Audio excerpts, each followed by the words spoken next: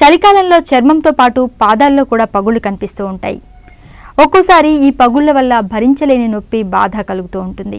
అడుగు తీసి అడుగు వేయడం కూడా కష్టమైపోతూ ఉంటుంది. కొన్నిసార్లు ఈ పగుళ్ల నుంచి రక్తం కూడా కారుతూ ఉంటుంది. చలికాలంలో వేధించే ఈ కాలి పగుళ్లకు చికిత్స, పరిష్కార మార్గాల గురించి ఈరోజు చూద్దాం.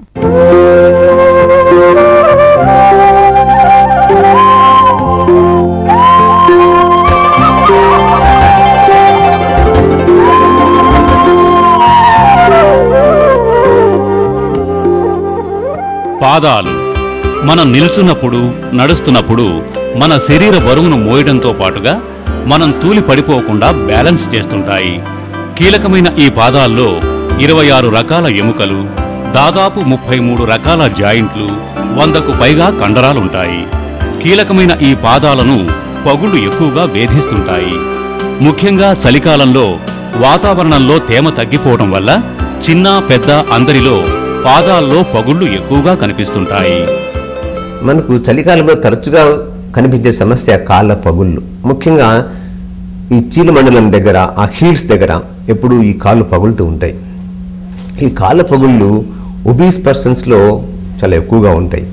అలాగే డయాబెటిక్ పర్సన్స్లో ఎక్కువగా ఉంటాయి. అలాగే థైరాయిడ్, హైపోథైరాయిడ్ ఉన్న వాళ్ళలో కూడా ఎక్కువగా ఉంటాయి. అంతేకాకుండా ఒక విధమైన జెనెటిక్ డిజార్డర్స్ ఉన్నాయి. వాటిని పామో ప్లాంటర్ కెరటోడర్మా అంటే అరికాళ్ళు, అరిచేతులు పుట్టుకతో మందంగా ఉంటాయన్నమాట. వాళ్ళలో కూడా కాళ్ళ పగులు ఎక్కువగా ఉంటాయి. అలాగే ఇక్తియోసిస్ అంటాం, అంటే మొత్తం స్కిన్ అంతా డ్రైగా ఉంటుంది పుట్టుకతోనే. వాళ్ళల్లో కూడా ఈ కాళ్ళ పగుళ్ళు, అరిచేతి పగుళ్ళు ఎక్కువగా ఉంటాయి. ఈ చలికాలంలో ఇవి మరింత ఉధృతం అవుతాయి. సోరియాసిస్ ఉన్న వాళ్ళకు కూడా కాళ్ళ పగులు ఎక్కువగా వస్తాయన్నమాట. ఎందుకు ఉధృతం అవుతాయంటే, మనకు చలికాలంలో ఏమవుతుందంటే బయట వాతావరణంలో రిలేటివ్ హ్యూమిడిటీ తక్కువ ఉంటుంది, అంటే తేమ శాతం తక్కువ ఉంటుంది. మన బాడీలో ఉన్న వాటరు బయటికి ఎవాపరేట్ అవుతూ ఉంటుంది. అందువల్ల స్కిన్ డ్రై అవుతుంది. ఎప్పుడైతే స్కిన్ డ్రై అవుతుందో, టూ మచ్ డ్రై అవుతుందో, అది క్రాక్స్ వచ్చేస్తాయన్నమాట. ఇంకా ఏంటంటే ఈ సోప్ వాటర్ తగలడం వల్ల కూడా, ముఖ్యంగా హాట్ సోపీ వాటర్ అది ఎక్కువగా తగిలిందనుకోండి, ఇప్పుడు ఆడవాళ్ళు బాత్రూంలో కూర్చొని బట్టలు ఉతుకుతారు. ఆ సోప్ వాటర్ అంతా అరికాళ్ళలో చేరుతుంది.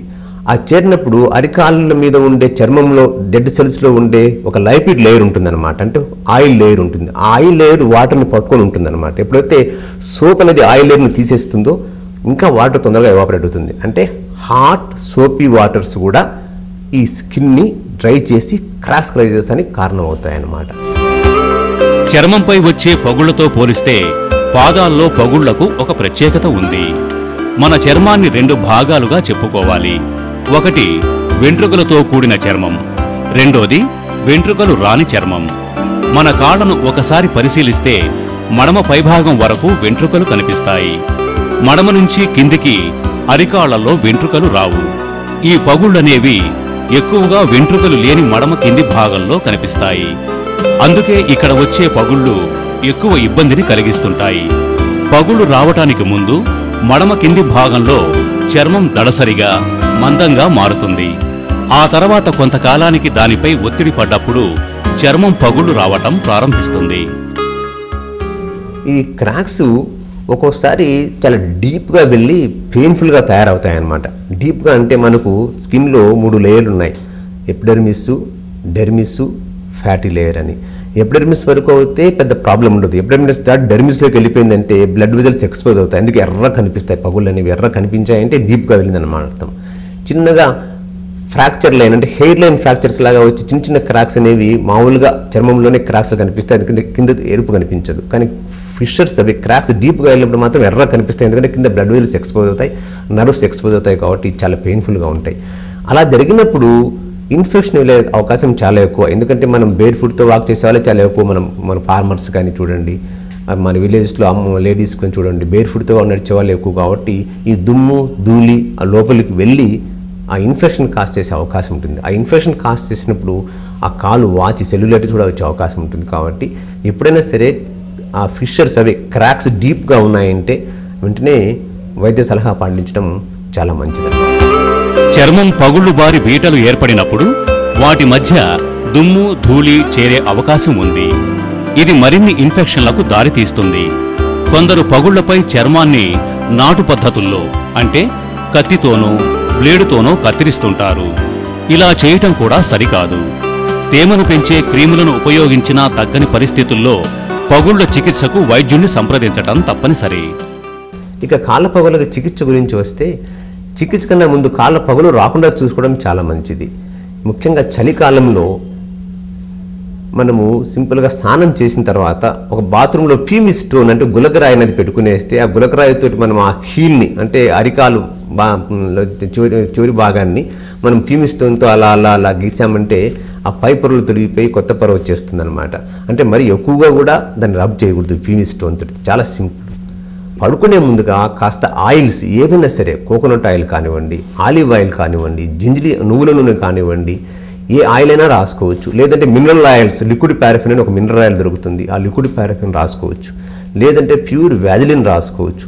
ఆర్ ఎనీ మాయిశ్చరైజింగ్ క్రీమ్స్ రాసుకొని మంచిగా బాగా మర్దం చేసుకొని ఆ తర్వాత సాక్స్ వేసుకొని పడుకున్నా కూడా పొద్దునకల్లా స్మూత్గా ఉంటుంది అన్నమాట కాలు.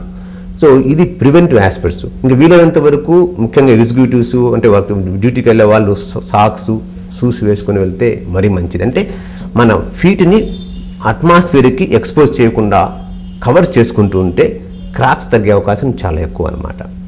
ఈ మధ్యన అందుబాటులో సలిసిలిక్ యాసిడ్ ఆయింట్మెంట్స్, అవి 3%, 6%, 12% స్ట్రెంగ్త్లు దొరుకుతున్నాయి మనకి. ఈ సలిసిలిక్ యాసిడ్ ఆయింట్మెంట్స్ రాసుకోవచ్చు. లేకుంటే సలిసిలిక్ యాసిడ్, యూరియా, లాక్టిక్ యాసిడ్ కలిసిన ఆయింట్మెంట్స్ కొన్ని ఉన్నాయి. వీటి వల్ల కూడా స్కిన్ మెత్తబడుతుంది. లేదంటే pure petroleum jellies, Vaseline jelly, petroleum jellies అందుబాటులో ఉన్నాయి. వాటి వల్ల ఈ క్రాక్స్ తగ్గే అవకాశం ఉంటుంది. కానీ క్రాక్స్ ఎప్పుడైతే డీప్గా వెళ్ళి పెయిన్ఫుల్గా ఉన్నాయో అటువంటిప్పుడు ఈ ఆయింట్మెంట్స్ పనిచేయమన్నమాట. వాటికి యాంటీ బ్యాక్టీరియల్ క్రీమ్స్ వాడాలి. ఒక యాంటీబయాటిక్ కూడా ఒక 1 వీక్ కోర్స్ తీసుకోవాలి. ఇంతేకాకుండా సింపుల్గా ఈ బ్యాండేడ్స్ ఉంటాయి, ఫస్ట్ ఎయిడ్స్. ఆ బ్యాండేడ్స్ ఆ క్రాక్స్కి మనం అప్లై చేసినా కూడా ఆ క్రాక్స్ లోపలికి ఇన్ఫెక్షన్ పోకుండా మనం కాపాడుకోగలుగుతాం. కాబట్టి ఆ బ్యాండేడ్స్ కూడా పెట్టుకోవడం, ఎస్పెషల్లీ రాత్రి పెట్టుకోవడం ఆ క్రాక్స్ డీప్గా ఉన్నప్పుడు మంచిదే అన్నమాట. మన ముఖాన్ని అందంగా ఉంచుకునే విషయంలో ఎన్ని జాగ్రత్తలు తీసుకుంటామో పాదాల సంరక్షణ విషయంలోనూ అంతగా జాగ్రత్తలు తీసుకోవాలి. పాదాల రక్షణకు సరైన సాక్స్, షూస్ వేసుకోవాలి.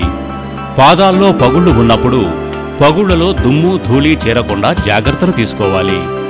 ఎక్కువగా నడవటం, పాదాలను ఎక్కువసేపు నీళ్లలో నాన్చటం వంటివి పాదాల్లో పగుళ్లను తీవ్రం చేస్తాయి. పగుళ్లు వేధిస్తున్నప్పుడు గోరువెచ్చటి నీళ్లలో కొద్దిగా ఉప్పు వేసి ఆ నీటిలో పాదాలను కొద్దిసేపు ఉంచితే మంచి ఉపశమనం ఉంటుంది. పాదాలను తరచూ పొడిబట్టతో శుభ్రం చేసుకుంటూ ఉండాలి.